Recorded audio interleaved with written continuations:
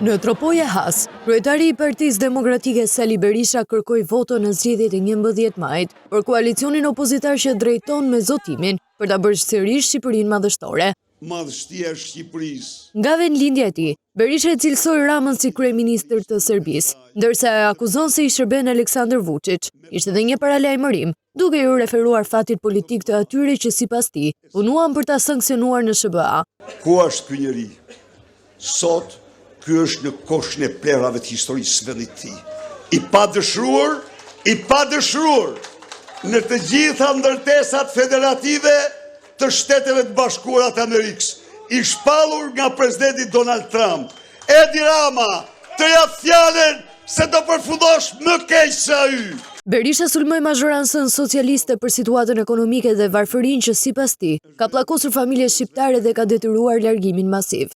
Largimi tyre nga qytetarët për shkak të plaçkitjes.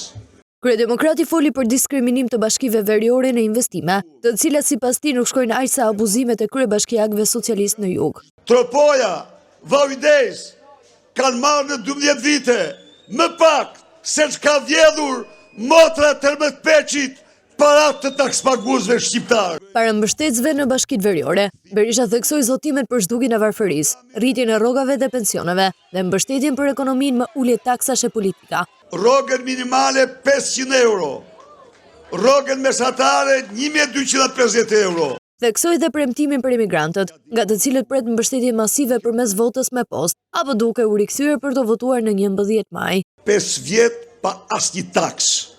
Je i mirëseardhur. Për tropojanët veçanërisht, Berisha kishte edhe këtë mesazh. Mos votoni një vot për pashigjen shqiptar, sepse keni tradhtuar gjakun